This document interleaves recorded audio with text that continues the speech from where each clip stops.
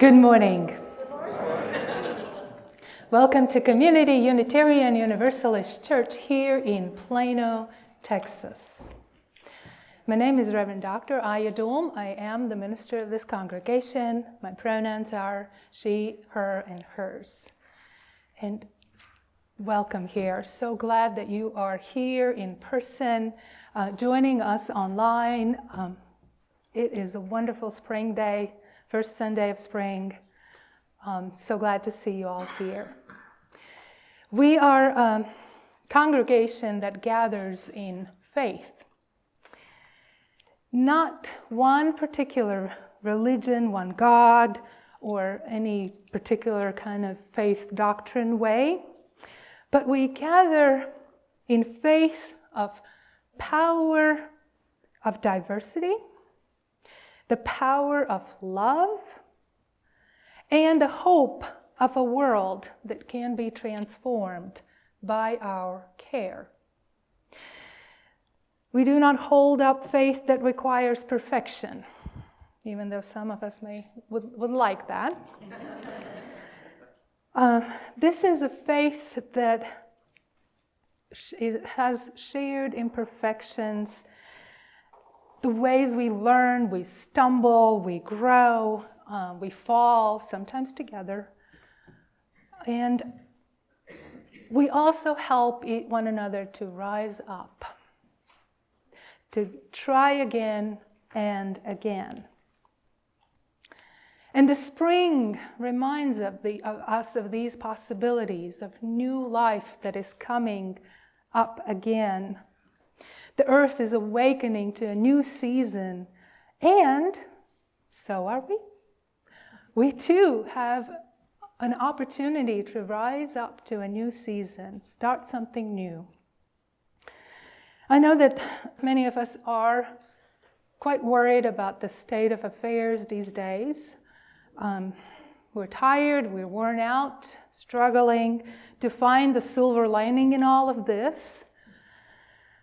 We wonder and often ask, what can I do to make a difference? And then we might find ourselves feeling helpless to do anything that would shift the course of the events. But this is why coming together in a community of faith is so important. Here we can be reminded that we are not alone on this journey, and that together we can do much more than alone. We're here to build connections, partnerships, and work together with others who hold our values and our commitments.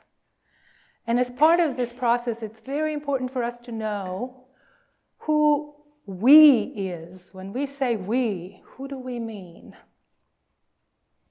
That is part of our conversation today. And as part of we'll welcome also new members. They will become the we of us, of this congregation. And we will celebrate 8 today. So glad that you are here. And wherever you are on your journey, you are welcome here today. Our call to worship today comes from words that were written by Gretchen. What's going to happen? Will everything be okay? What can I do? In these days, we find ourselves too often stuck with these questions on repeat. What's going to happen? Will everything be okay? What can I do? We grasp at signs and markers, articles of news and analysis, Facebook memes and forwarded emails, as if the new zodiac capable of forecasting all that life may yet bring our way, as if we could prepare, as if life had ever made any promises of making sense or turning out the way we thought, as if we are not also actors in this still unfolding story. For this hour we gather to surrender to the mystery, to release ourselves from the needing to know, the yearning to have it all figured out, and also the burden of believing we either have all the control or none. Here, in our song and our silence, our stories and our sharing, we make space for a new breath, a new healing, a new possibility to take root. That is courage forged in the fire of coming together and felt in the spirit that comes alive in this act of faith. That we believe still a new world is possible, that we are creating it already, here and now.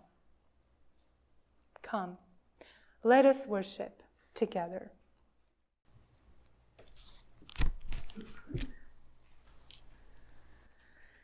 Today we celebrated our newest members and welcomed them into this community to be part of us. They made a promise to join us, to participate in our mission and our work together. And we promised to hold them in care, to support and walk with them through this journey on life, during times when it is easy and during times when it is difficult. We make these promises knowing that sometimes things happen. We make mistakes. Life brings challenges that are difficult to work through. And we also know that when we invest in building relationships and connections, this journey together is much more meaningful. It supports and sustains us during the difficult times. It guides us through the hardships. It can renew and reignite our passion for things that are near and dear to us. And this time that we live in right now is not an easy one. I'm growing tired of using the phrase unprecedented because I've heard it so many times over these last years.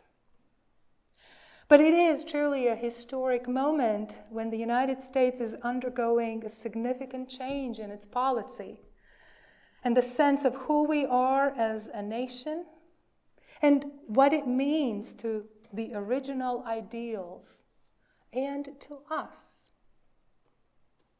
Has the rule of law lost all its power and means nothing anymore? Is our democracy ending? Has ethics become just a word on the page? Is there anything that I can do to stop this, to protect people and this nation from losing its core foundational principles? Many of you know that I grew up under a communist regime. I was born in Latvia during a time that it was occupied by the Soviet Union.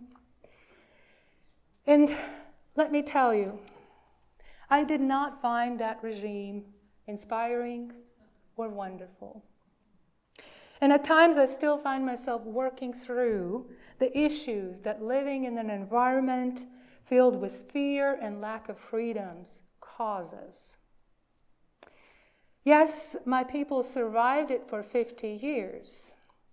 They found ways to adapt to the situation, not accept it, to adapt. They developed strategies to stay safe. They figured out how they can keep the dream alive, the dream of freedom alive, even when it came at real costs for them individually. And one thing that people knew they needed is to form connections, to be able to survive, to know who they can trust, because that was a big deal It really was a matter of life and death to know who you can trust. I do not know if we will find ourselves in that kind of situation. I hope not.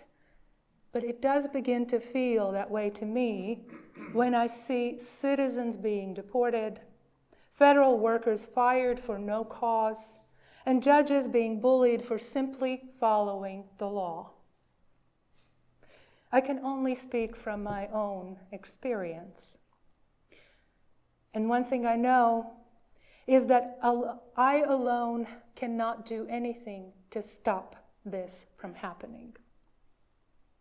As our reading this morning says, that alone we are rather helpless because they can do anything you can't stop them from doing.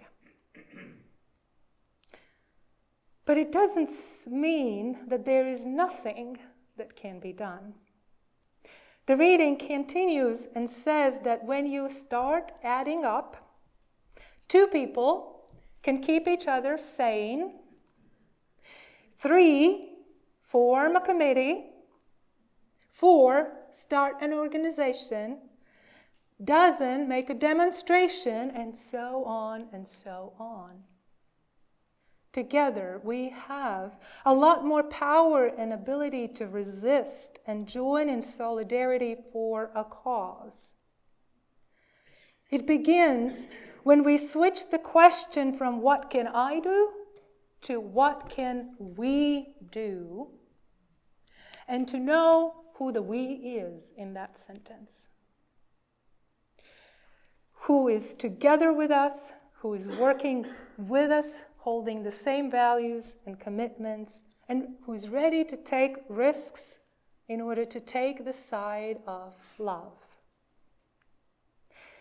So what do I mean when I say we? One thing that I do mean is us, Unitarian Universalists. And during these recent years, since probably the inception of Unitarian Universalism as an association, we have enjoyed significant privilege status. We have had many freedoms. But it has not always been so. Our history shows that both Unitarians and Universalists have often been a part of minority who are fighting against the powers who are dominating and subduing others, even to the point of life and death. You know that every Sunday we light our chalice? It is a symbol of Unitarian Universalism. Every congregation that you will enter start their service by lighting the chalice and end the service by extinguishing it. This, it became even part of our UUA, the Unitarian Universalist Association logo, and it looks somewhat like the chalice on the back was the frame. It's very similar to that looking. And the chalice represents to us a modern, dynamic faith, light of reason, warmth of community, flame of hope for all of us. But historically, chalice has stood as a symbol for strength and freedom.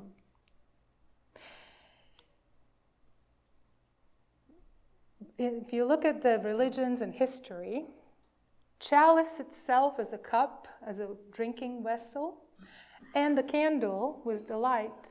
They're 2 symbols in many different religions. Christianity has both. Other religious faiths hold either one or the other. But Hans Deutsch, who was an Austrian artist, brought these 2 symbols together in one when he created this symbol of a flaming chalice. He created this in 1941. That's when it was commissioned for the Unitarian Service Committee during World War II. Just the year before that, the Reverend Charles Joy had begun his tenure as a commissioner for Europe for this newly founded Unitarian Service Committee. He directed an office in Lisbon, Portugal, which had the only open port in Europe during that wartime. And many refugees chose that area as their preferred destination to escape the war in Nazi particular. The Unitarian Service Committee was working specifically, they worked with a lot of refugees, but they were very interested to help artists, intellectuals, and dissidents to escape the Nazis. But because many refugees fled without bringing their identification documents with them, leaving and entering another country was really difficult. So what Reverend Joy did, he decided, why don't we create a document for these people? Ta-da! Right? So they started to create, not passports, but documentation of identity for these refugees. And what he wanted was a seal to stamp these documents, to make them look very official. That's why he reached out to Hans Deutsch and asked him to design this seal. And then later on, once the seal came into, it became a symbol. It became a symbol during the World War II for everyone who was trying to escape the Nazi persecution. They knew that when they saw this chalice symbol, the round thing, that was the place that they were safe to go to, because danger was everywhere. You needed to know who you can trust and where you can go to be safe.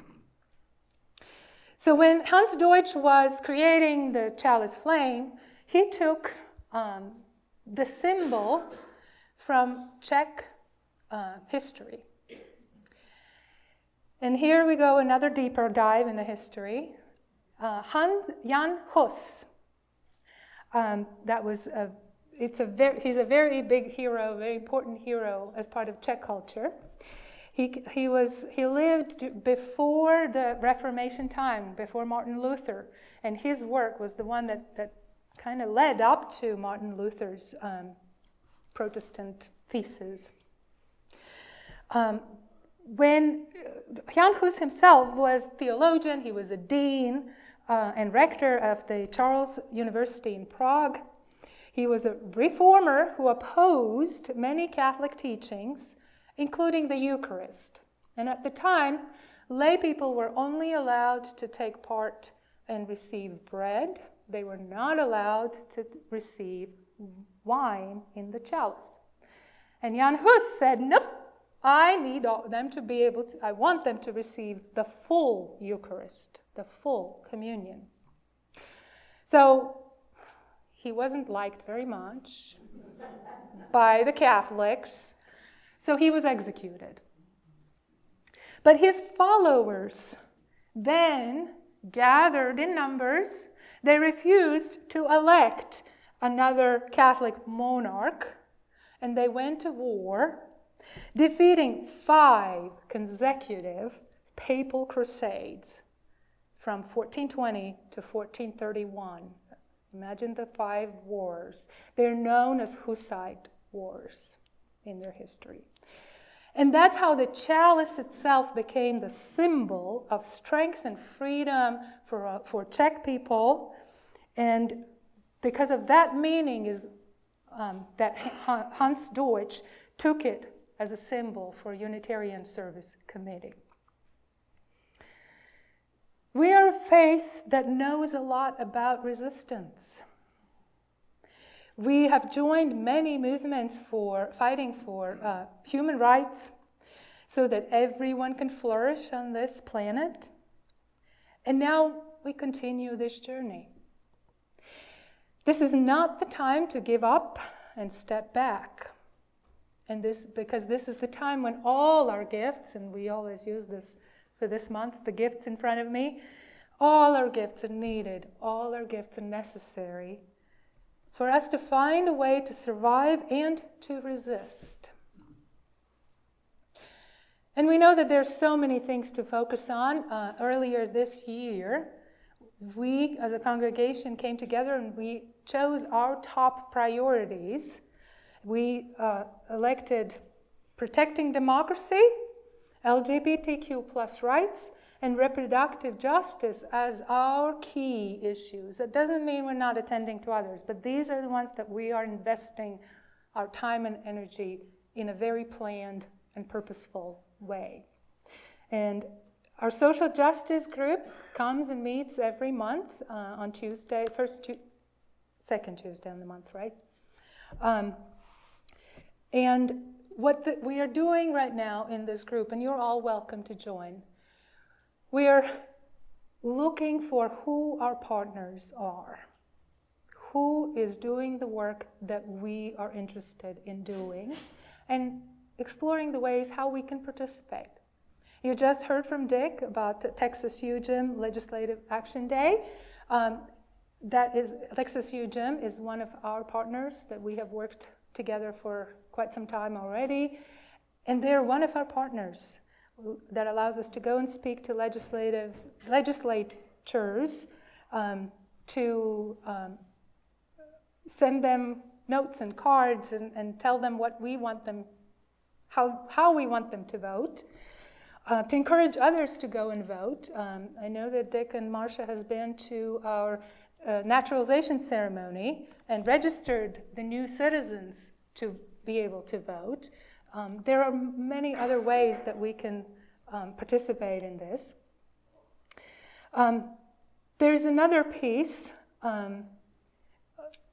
that we're doing is we have classes on LGBTQ plus allyship this week and the next. This Sunday, our welcoming congregations, which is the status for being LGBTQ plus welcoming and accepting congregation. They're inviting all of us to join on a Queer and Trans Liberation March. If you're available from 2 to 5 today, it's warm, but it is not too hot. Come and join us. They also will create probably pride parades that are coming up. They're organizing us for those, so stay tuned.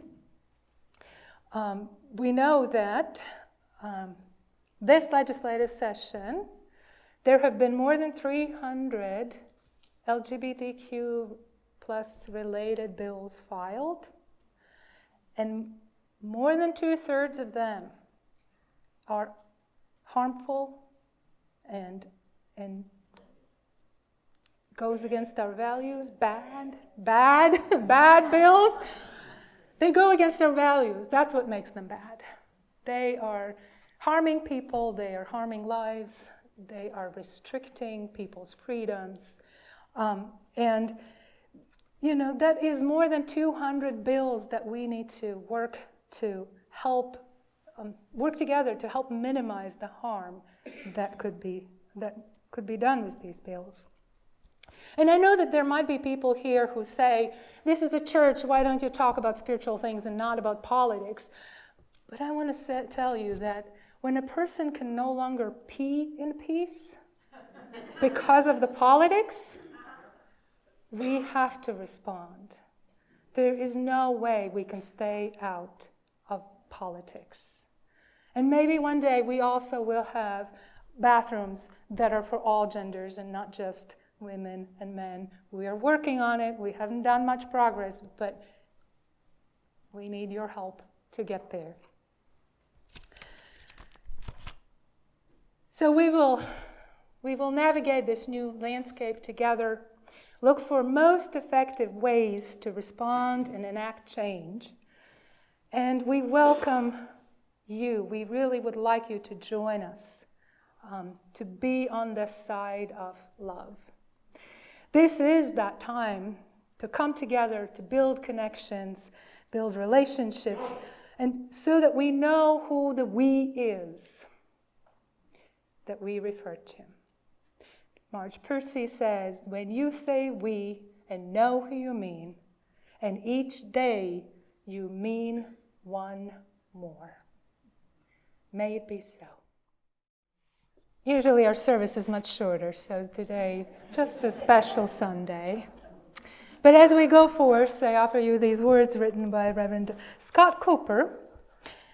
The world aches for us to join together and bring about healing toil for justice, and produce ever-increasing love. This is our calling. Go forth and act accordingly. Amen.